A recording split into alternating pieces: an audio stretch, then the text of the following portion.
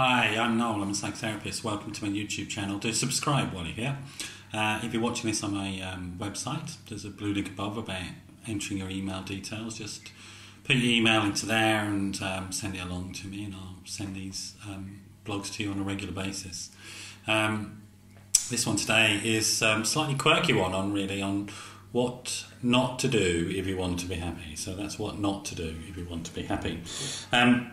One thing is to try and be happy all the time. That would be an absolute disaster. I can't tell you just how much of a disaster that would be. Rather than go into any sort of philosophy about it, let me just give you some of the science. So happiness in the brain terms are sort of neurochemicals that we call reward chemicals.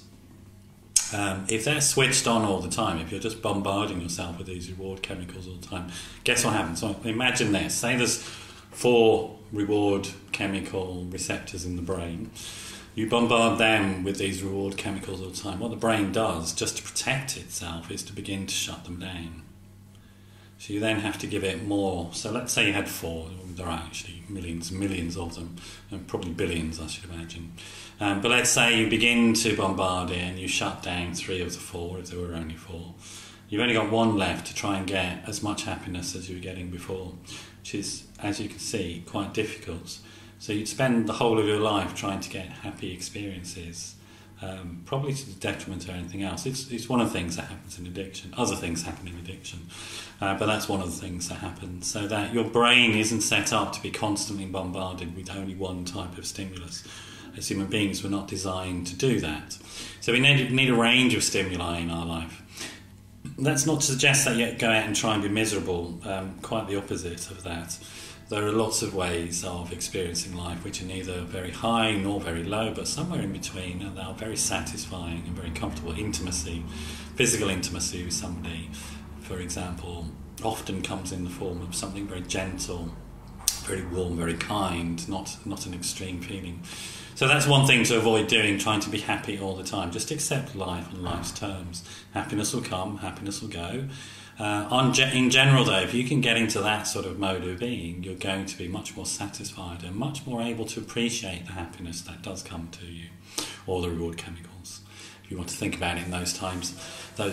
Another thing to think about is that I think often people may fantasize that they had more control over other people and things in their life. Actually, the opposite is true. More control of things leads to more fear, because there's more stuff that you have to become responsible for. Handing stuff over is actually a way to become much more happy and much more content, much more relaxed and much less anxious, actually, much less fearful. It's not exactly happiness, but the lack of fear, constant fear and worry is a nice state to be in. You can then work on doing things that improve your sort of general well-being. So control, although it may seem counterintuitive, will lead to you feeling very out of control very quickly. Other things to avoid, putting happiness into a relationship with another person. There is no such thing as a magic relationship that's going to make you happy. Happiness is, as the saying goes, an inside job. It's something you have to do yourself. Avoiding conflict is not a good idea. Conflict happens in life. What's important to do is to develop the skills around managing the conflict, both yourself and also the situation, making appropriate risk assessments. I'm not saying here generate conflict, get into fights all the time. That would be silly. But if you run away from that, if you never learn to assert yourself and hold your own position in life when somebody is saying or doing something you dislike or disagree with, you won't be very happy. In fact, you may cease to exist, really, in a certain psychological sense. You'll cease to exist in the world. You become much more codependent. Your personality will adapt far too much to trying to meet other people's needs.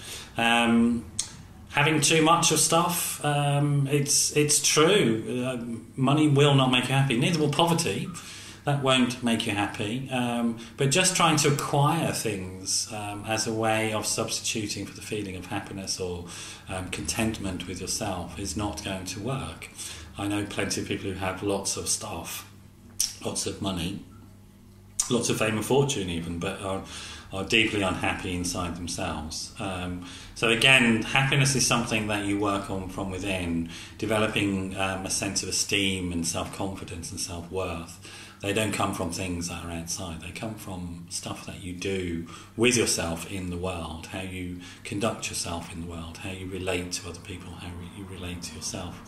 So a few thoughts there today on happiness, and I'll leave you with this one. For today, I can come to understand what will make me happy and contented, and then I can go and do that. For today, I can come to understand what will make me happy and contented, and then I can go and do that. Thanks for dropping by. I'll see you again another time. Bye-bye.